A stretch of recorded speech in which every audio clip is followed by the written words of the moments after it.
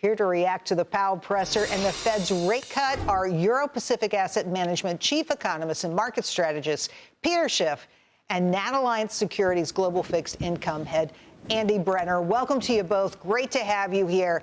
Peter, I'm going to start with you, my friend, because you don't believe the Fed should be cutting rates. Why is that?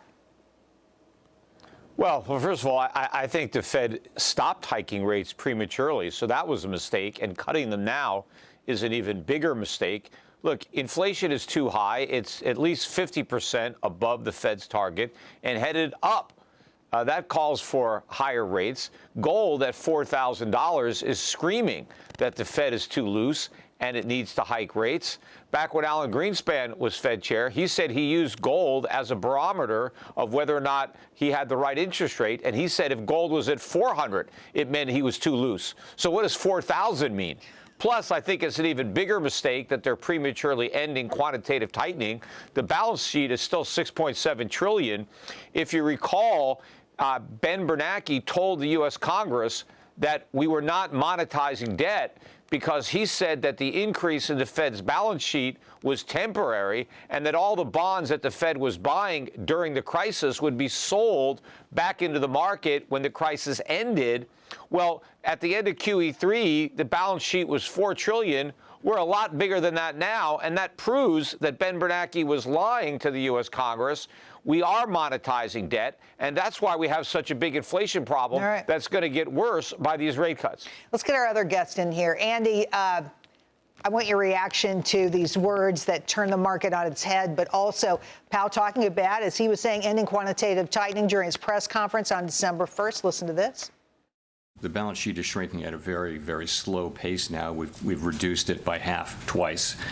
And so there's not a lot of benefit to be holding on to get the last few dollars because, again, the balance sheets, the reserves are going to continue to shrink as non-reserves grow. So, there was support on the committee as we thought about it to go ahead with this and announce effective December 1 that we will be, freezing the size of the balance sheet. And the December 1 date gives the markets a little bit of time to adapt.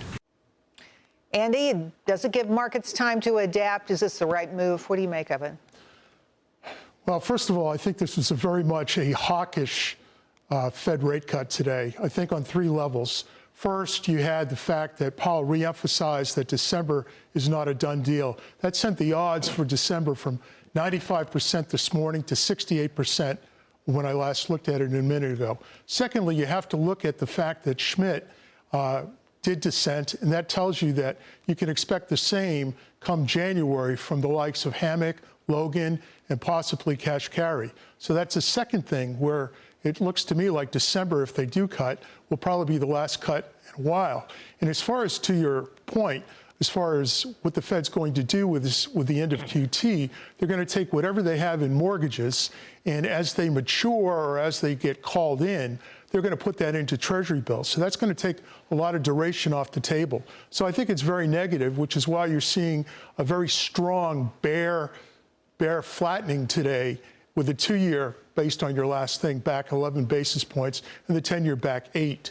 So I think it's going to be hard times for the next few days. It's a big move in the market. Andy, last meeting, the newest Fed member, Stephen Moran, was the sole dissenter because he wanted a larger cut. What do you make of the dissenters this time around? Because we have dissenters on both sides of the table. I think it's more key. I mean, look, Myron is clearly a Trump appointee in doing what Trump has asked him to do. So if the Fed were to cut 50 today, he'd still dissent. So that doesn't really matter. But Schmidt, on the other hand, is a pretty moderate guy. We've heard him speak numerous times. And the fact that he went out of his way to dissent at this point, when the Labor Department when the labor situation still looks very weak, in our opinion, tells me that it opens the door for the next round of Fed appointees from the banks that start in January. So I think it really opens the door for December, if they do get a cut, as being the last cut for quite a while. Gold, Peter, right now, you mentioned it before, trading about 4,000. How high do you see gold going? What are we going to see in gold prices going forward? Well, gold's going a lot higher because the value of the dollar is going a lot lower. I mean, the Fed has made it clear that it doesn't care about inflation, that the 2% target no longer exists. The Fed is easing into rising inflation. And I think the bond market is figuring this out. That's probably the most problematic reaction today. Look at the big increase in long-term interest rates following this rate cut. And in fact, I think this is going to continue. And I think the yield on a 10-year out to the 30-year are going to be quite a bit higher when the FOMC meets again in December.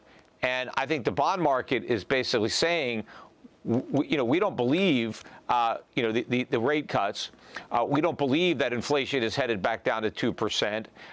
And so we don't want to buy these long-term bonds. And then this is part of the de-dollarization trade that is continuing to push more and more money into gold. And I think later in the year and next year, you're going to start to see significant and broad-based U.S. dollar weakness against other fiat currencies, and even more weakness in the bond market, which is going to bring the Fed back to quantitative easing. I think ending QT is just the first step towards relaunching quantitative easing. And I think that's what the markets are also sensing, which is why the price of gold is going much, much higher. Peter Schiff and Andy Brenner, thank you so much for your expert commentary today. Really appreciate it.